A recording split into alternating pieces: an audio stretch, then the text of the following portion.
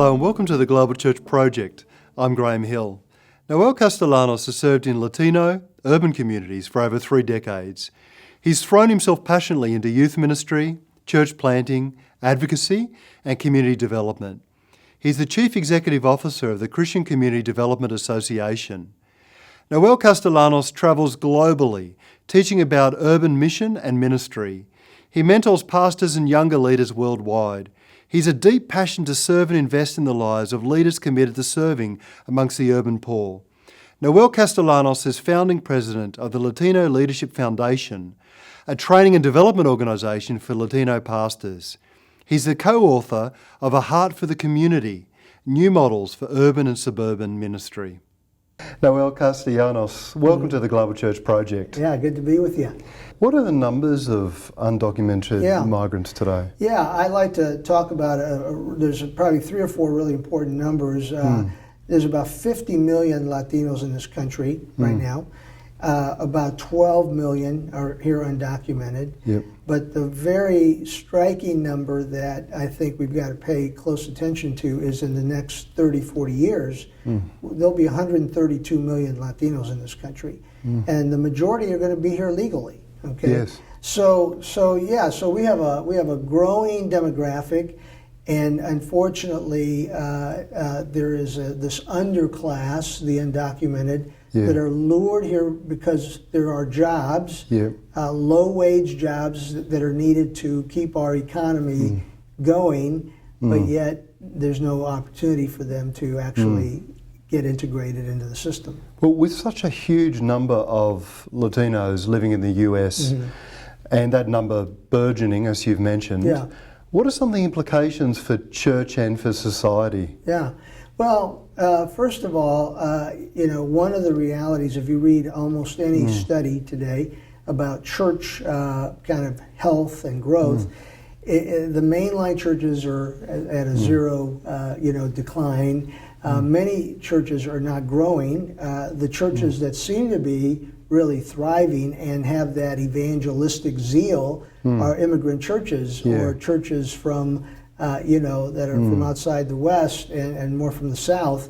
And so the implication is, if the church in the U.S., especially when you think about, I would consider myself an evangelico, okay, which is, in Spanish, that would be similar to evangelical, except without the connotation of one political party affiliation. We believe in the gospel, we believe in heart transformation and telling other people about the good news, but also very much committed to justice. And so the implication is, for the church to be relevant, are we going to integrate such a large population in our country, into the fabric of American or North American U.S. Christianity?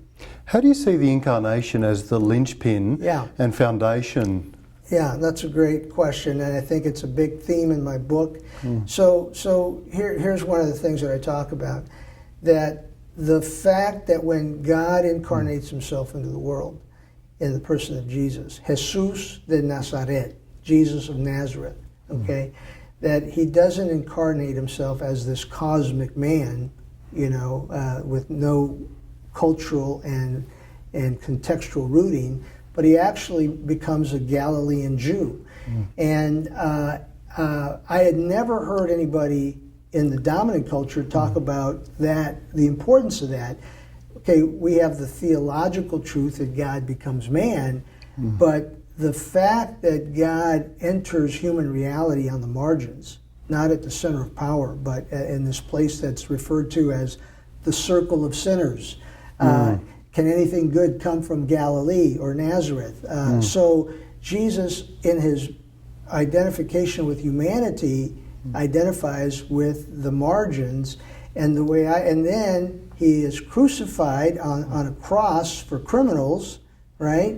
So he and a Puerto Rican theologian wrote a book about the significance of Jesus being crucified outside the city gates, Yes. on this hill, Golgotha, the place of scourge and humiliation, and you know, where criminals are executed. So Jesus identifies again with the most despised peoples of our world, and from the rootedness of this Galilean humanity and birth and reality, and then a redemption that is rooted in that kind of marginalized, scandalized place, that becomes the launching pad of mission to the entire world.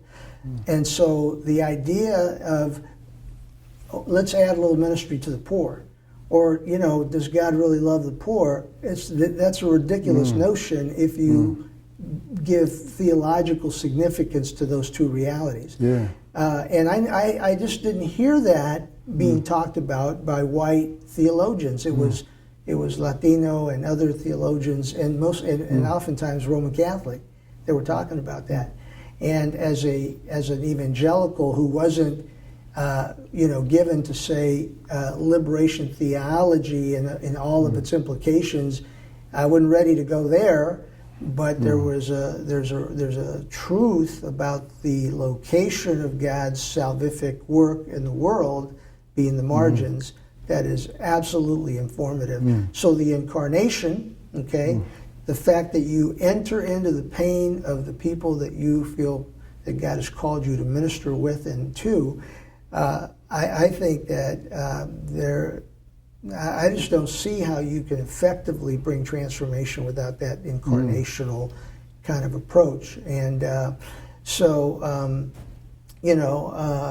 when the fact is, most people that minister to rich folks, they have no problem doing incarnational ministry.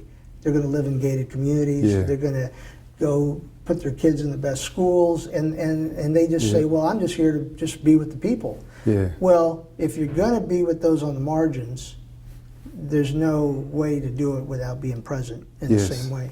So how can the Church of Jesus Christ be fully present and engaged in caring for, loving, being incarnational amongst those who are coming into our countries, regardless of their cultural or religious background? Yeah, I do feel like somehow this idea that every human being is created in God's image and has the dignity of that creation stamped, based on just the fact that God made them, somehow recovering a deeper theology about that. And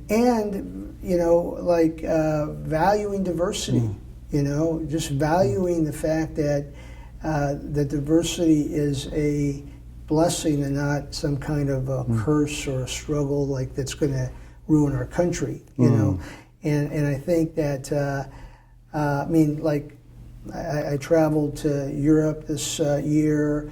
And the reality is, in the center cities of Paris, of London's a little different today, but many cities, it's a white core. It's a European, kind of Western core, and then the refugees and immigrants are on the outskirts trying to eke out a living, and that's kind of what's happened in the U.S. as well.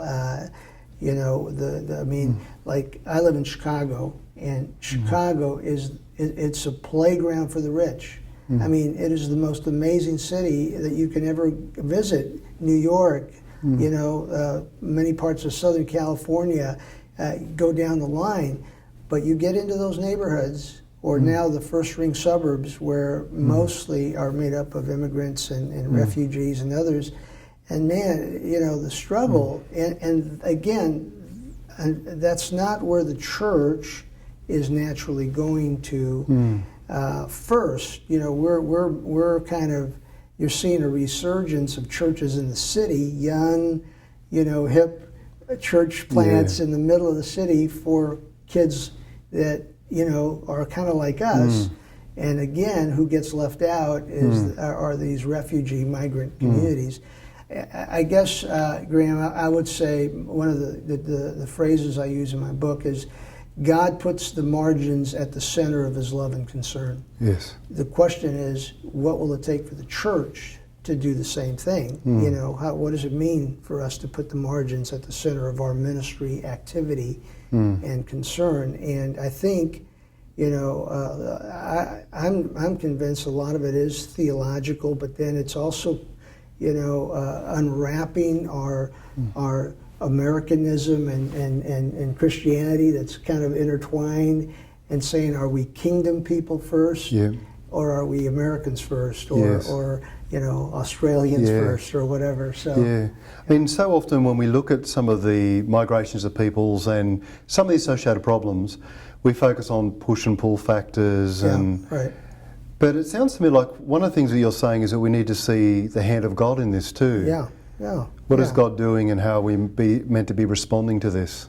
So I was watching Good Morning America or something the other day, and it seems like Angelina Jolie, you know, movie star, is becoming the UN spokesperson for refugees that are dispersed all over the world.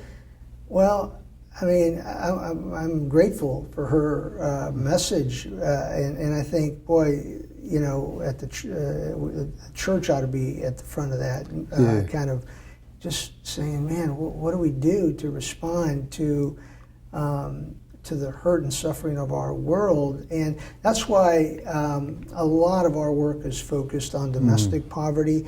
And the reason that, you know, for me, it's such an interesting thing to be working on poverty here is because clearly it is not a matter of lack of funding or resources, because, you know, the proximity to money and resource is everywhere. But there's a lack of leadership and will to say we're going to put poverty at the center of our efforts. Even you know, you will hear a lot in the next presidential debate in the U.S., like in the last one about the middle class.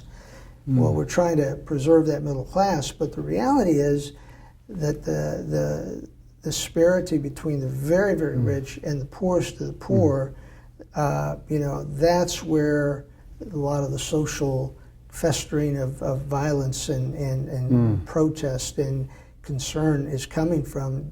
Young people saying, when are we going to, you know, finally address the disparity that exists in our country? And so now you just magnify that to the world, you know. And so, yeah, I mean, I think that's a great opportunity for the church as well to really engage in that way. And I would love every American Christian to ask whether you're black, white, Latino, Asian, I don't care what culture or race you are. We ought to say the prayer that's found in Nehemiah, that where he asks people, you know, he says, I want 10% of you to move into the city so that you can be part of the rebuilding of this city that's been destroyed.